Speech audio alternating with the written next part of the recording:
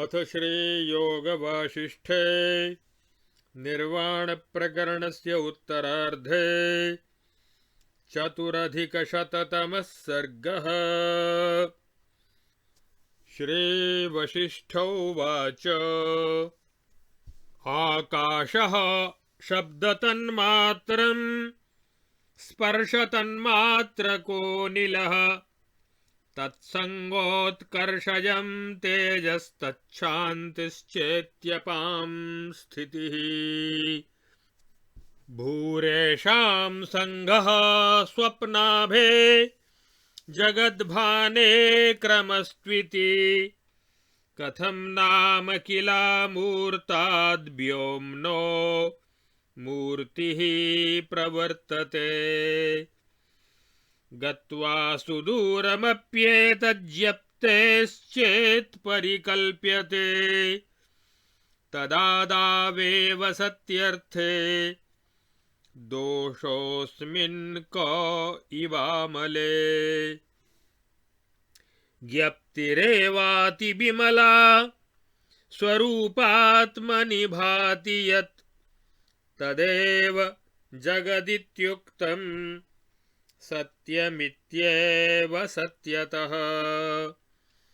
न क्वचित् सन्ति भूतानि पञ्चकुट्यादयो न वा असन्त्यप्यनुभूतानि ननु स्वप्नदशाश्विव। स्वभाव एव विमलो यथा स्वप्ने पुरादिवत् कचत्येवं जागृतिदं जगदद्वस्तुतस्तुखम्। चेतनाकाश एवाहं तदेवेदं जगत्स्थितम् इत्यहं जगदित्येकं खमेवैकं शिलाघनम्। यदादिसर्गजननं यत्कल्पान्तविवर्तनं यद्वा भुवनसंस्थानं तद्धि व्योमनिराकृति। सति वा देहे निर्दुःखसुखत्वमक्षयं मोक्षः। बुद्धे मले स्वभावे निर्भरविश्रान्तिरस्तु सर्वेह। इत्यार्षे श्रीवासिष्ठमहारामायणे वाल्मीकिये देवदूतोक्तमोक्षोपायेषु निर्वाणप्रकरणे उत्तरार्धे जगदसत्ताप्रतिपादनं नाम चतुरधिकशततमः सर्गः। अथ पञ्चाधिकशततमः सर्गः। श्रीवसिष्ठ उवाच स्वभावं जगदाकारं चिद्भावोऽनुभवन् स्थितः स्वतः स्वप्नमिवानन्यमात्मनः कल्पनाभिधम्।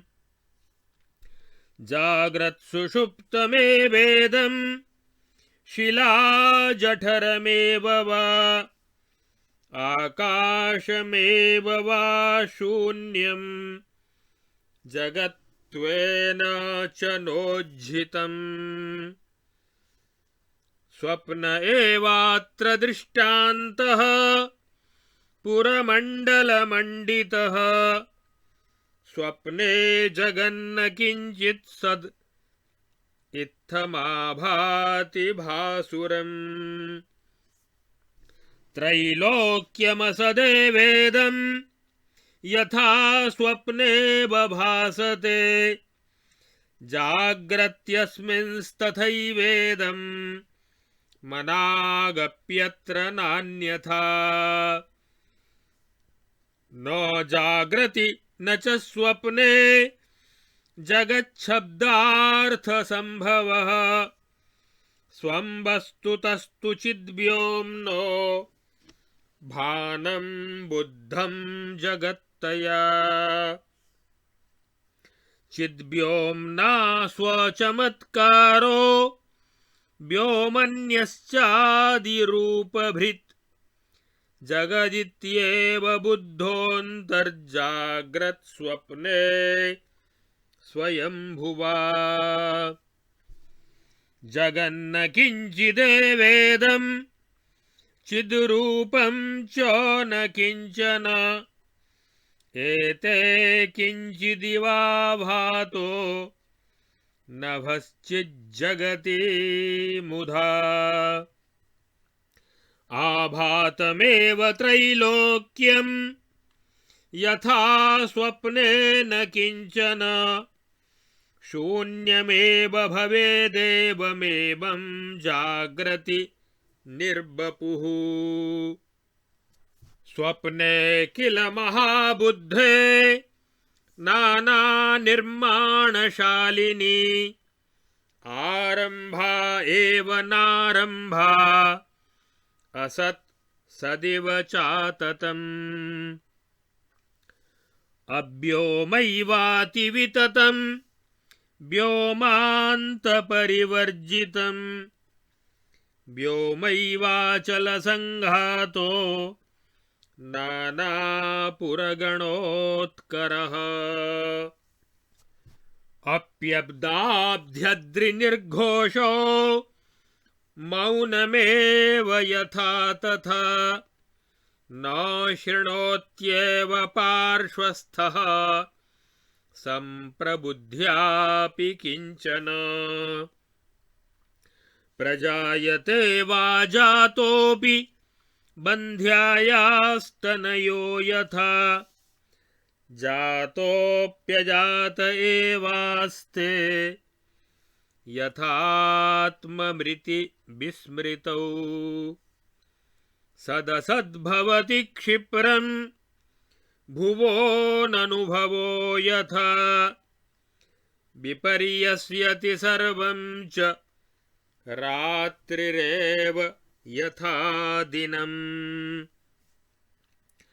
असद्यत्सम्भवत्याशु दिनमेव यथा निशा असम्भवः सम्भवति यथा स्वमृतिदर्शनम् असम्भवः सम्भवति जगद्भानमिवाम्बरे तम एव महालोको यः सनिद्रः सबासरः आलोक एवैति तमो यन्निद्रा स्वप्नवासरा वसुधैव भवेद्व्योम श्वभ्रादिपतने यथा असत्यरूपमेवेति भाति स्वप्ने जगद्यथा तथैव जाग्रदा भाति मनागप्यत्र नान्यता यथा द्वौ सदृशौ सूर्यौ यथा द्वौ सदृशौ नरौ जाग्रत्स्वप्नौ तथैवैतौ मनागप्यत्र नान्यता श्रीराम उवाच नैतदेवमपि क्षिप्रात् प्रत्ययो यत्र बाधकः स्वप्ने तद्दर्शनेनान्तः कथं जाग्रत्समं भवेत् श्रीवसिष्ठ उवाच विहृत्य स्वप्नजगति स्वप्नबन्धुजनैः समं मृतिमाप्नोति तत्रासौ द्रष्टा स्वप्नस्य राघव मृतः सन् स्वप्नजगति स्वप्नजन्तुवियोगवान् इह प्रबुध्यते जन्तुर्निद्रामुक्तश्च कथ्यते सुख दुःख दशामोहान् दिनरात्रिविपर्ययान् अनुभूय बहून् द्रष्टा म्रियते स्वप्न संश्रितौ गतनिद्रतया पश्चान्निद्रान्त इह जायते न सत्यमेतदित्येवं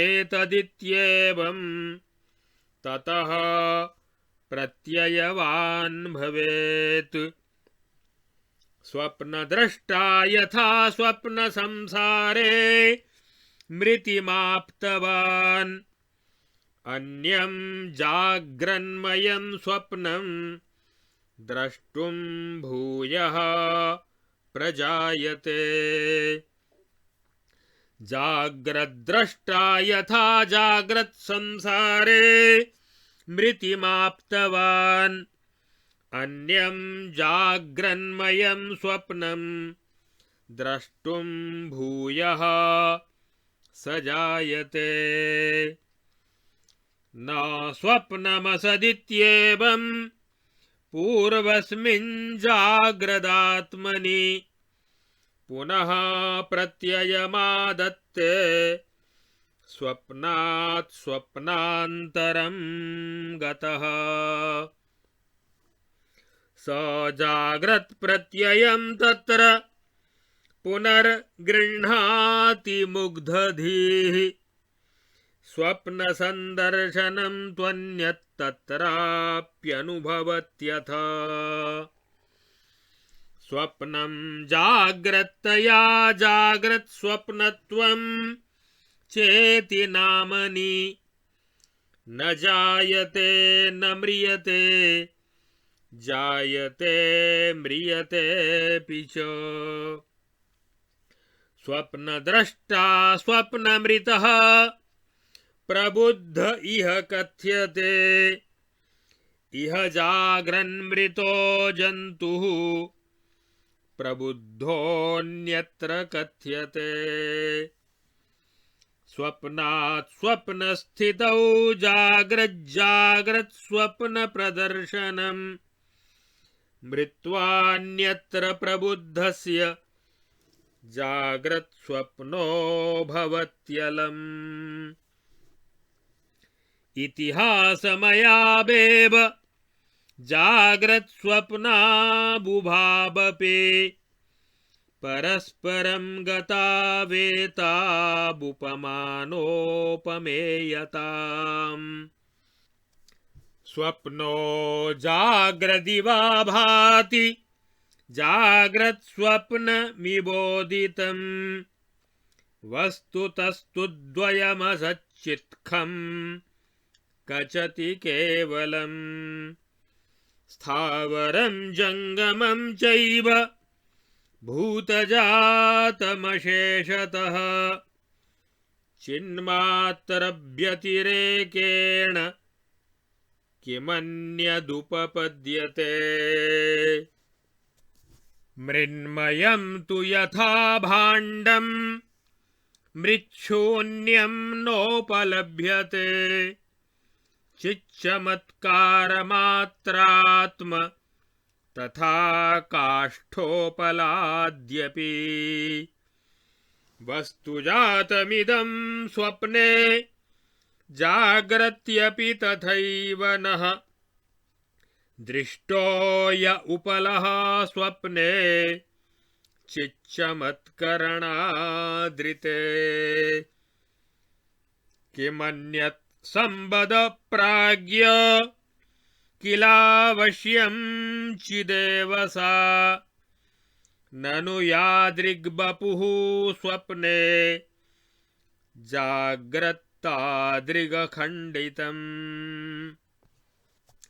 जगज्जातमतः सर्वं चिन्मात्रं ब्रह्मखण्डितम् जगज्जातमतः सर्वं चिन्मात्रं ब्रह्मकुट्टिमम् मृन्मयं तु यथा भाण्डं मृच्छून्यं नोपलभ्यते चिन्मयं तु तथा चेत्यं चिच्छून्यं नोपलभ्यते शैलात्मकं यथा भाण्डं शैलशून्यं न लभ्यते चिन्मयं तु तथा चेत्यं चिच्छून्यं नोपलभ्यते द्रवरूपं यथा वारि द्रवरिक्तं न लभ्यते चिन्मयं तु तथा चेत्यं चिच्छून्यं नोपलभ्यते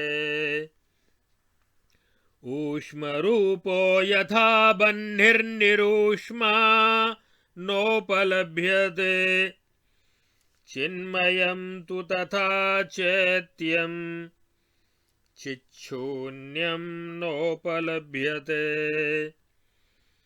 यथा स्पन्दमयो वायुरस्पन्दो नोपलभ्यते चिन्मयं तु तथा चेत्यं चिच्छून्यं नोपलभ्यते यद्यन्मयं तद्विना तु तत्कथं किल लभ्यते क्वा शून्यं लभ्यते व्योम क्वा घना लभ्यते मही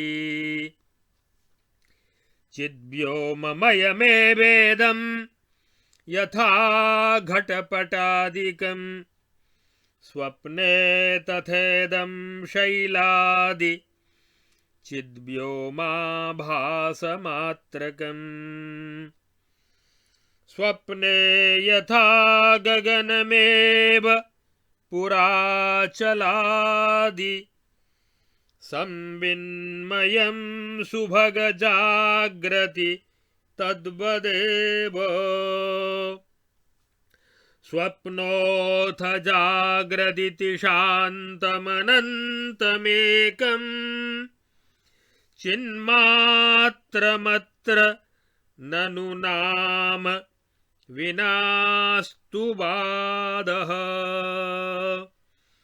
इत्यार्षे श्री वासिष्ठ महारामायणे वाल्मीकीये देवदूतोक्त मोक्षोपायेषु निर्वाण प्रकरणे उत्तरार्धे जाग्रत स्वप्नैक्य प्रतिपादनं नाम पंचोत्तरशततमः सर्गः। अब आगे इस योग वासिष्ठ महारामायण के निर्वाण प्रकरण के उत्तरार्ध के 104 और 105वें सर्ग में सबसे पहले मोक्ष के स्वरूप का निरूपण किया गया है और इसके बाद जागृत और स्वप्न दोनों एक जैसे ही हैं, अर्थात जागृत और स्वप्न की समता का निरूपण इन दो सर्गों में किया गया है। श्री वशिष्ठ जी कहते हैं, निर्मल आत्मस्वरूप का ज्ञान प्राप्त हो जाने पर जो लौकिक दुख और सुख से रहित अक्षय परमानंद रूपता प्राप्त होती है, उसी परमानंद रूपता का नाम मोक्ष है।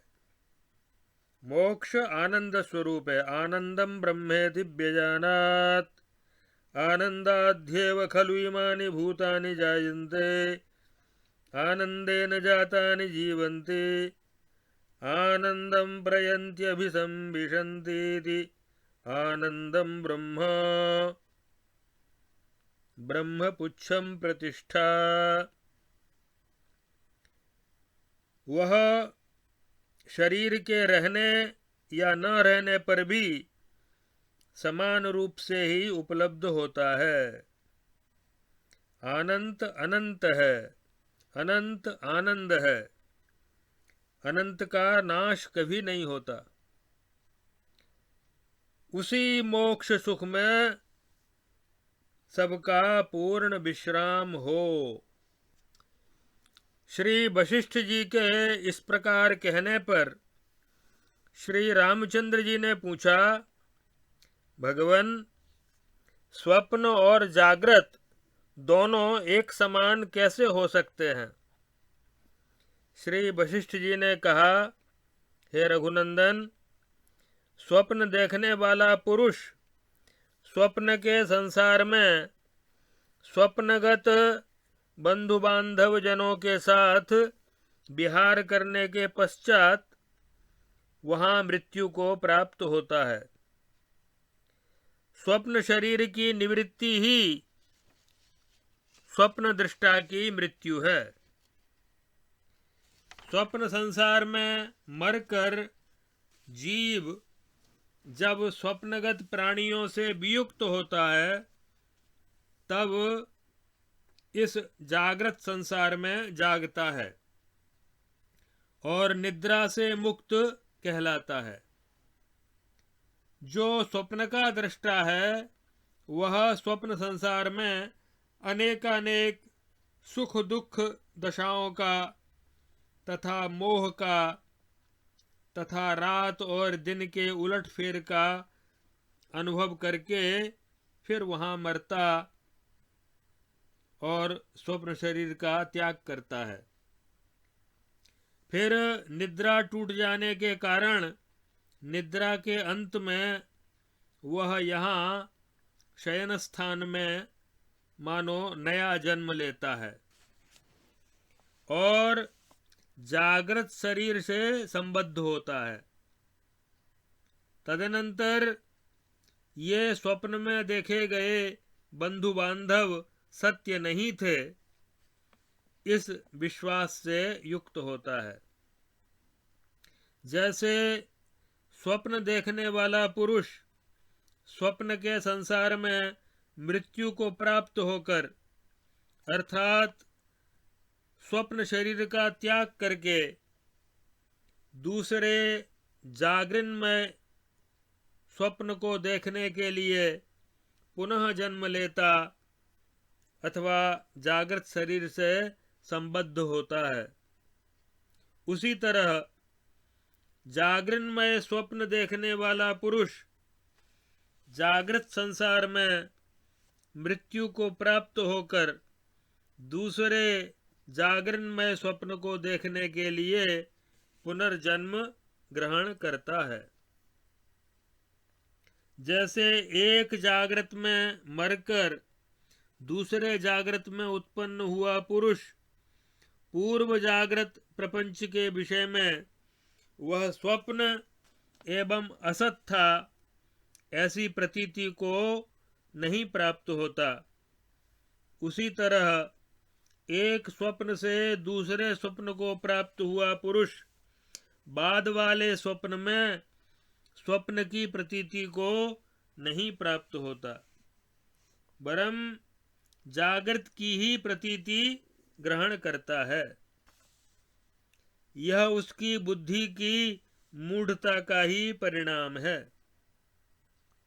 जैसे बाद वाले स्वप्न में जागृत की प्रतीति भ्रम मात्र ही है, वैसे ही पूर्व जागृत को स्वप्न और असत न समझना भी मूढ़ता ही है। स्वप्न दृष्टा पुरुष स्वप्न में भी फिर अन्य स्वप्न दर्शन का अनुभव करता हुआ उस स्वप्न को ही जागृत रूप से ग्रहण करता है। इस प्रकार जागृत और स्वप्न नाम की दो अवस्थाओं में जीव न तो स्वतः उत्पन्न होता है और न मरता ही है, किंतु उन जागृत और स्वप्न के शरीरों में अभिमान करता है और छोड़ता है। यही उसका जन्म लेना और मरना है। स्वप्न दृष्टा जीव स्वप्न में मरकर इस जागरण अवस्था में जागा हुआ कहलाता है और इस जागृत अवस्था में मरा हुआ जीव अन्यत्र जागृत रूप स्वप्न में जागा हुआ कहा जाता है। इस तरह स्वप्न और जागृत की समता सिद्ध होती है। एक स्वप्न से दूसरे स्वप्न में स्थिति होने पर दूसरा स्वप्न ही पहले स्वप्न की अपेक्षा वर्तमान होने से जागृत समझा जाता है। इसी प्रकार जागृत में मरकर दूसरे जागृत रूप स्वप्न में जगे हुए पुरुष के लिए पहली जागृत अवस्था अवश्य ही स्वप्न हो जाती है। इस दृष्टि से जागृत और स्वप्न दोनों ही अतीत घटना के समान हैं। वर्तमान काल में दोनों में से किसी की भी सत्ता नहीं है। इस कारण वे परस्पर एक दूसरे के उपमान और उपमेय बने हुए हैं। वर्तमान अवस्था में तो स्वप्न भी जागृत के समान ही प्रतीत होता है और बीता हुआ जागृत भी स्वप्न के समान ही है। वास्तव में दोनों ही असत हैं। केवल चिदाकाश ही स्वप्न और जागृत के रूप में स्फुरित होता है। हे सौभाग्यशाली रघुनंदन, जैसे स्वप्न में दिखने वाले नगर, पर्वत और गृह आदि चिन्मय आकाश ही हैं, उसी तरह जागृत में भी जो ये नगर, पर्वत आदि दिख रहे हैं वो सब चिदाकाशमय ही हैं। चेतन से भिन्न किसी की सत्ता नहीं होती। स्वप्न और जागृत दोनों अंत में विकल्प शून्य, शांत, अनंत, एक चिन्मात्र ही शेष रह जाते हैं। इस प्रकार तत्व के विषय में वादियों का विवाद व्यर्थ है। यं ब्रह्मा वरुणेन्द्र रुद्रमरुतस्तुन्वन्ति दिव्यैस्तवैर्वेदैः साङ्गपदक्रमोपनिषदैर्गायन्ति यं सामगाः ध्यानावस्थिततद्गतेन मनसा पश्यन्ति यं योगिनो यस्यान्तं न विदुः सुरासुरगणा देवाय तस्मै नमः।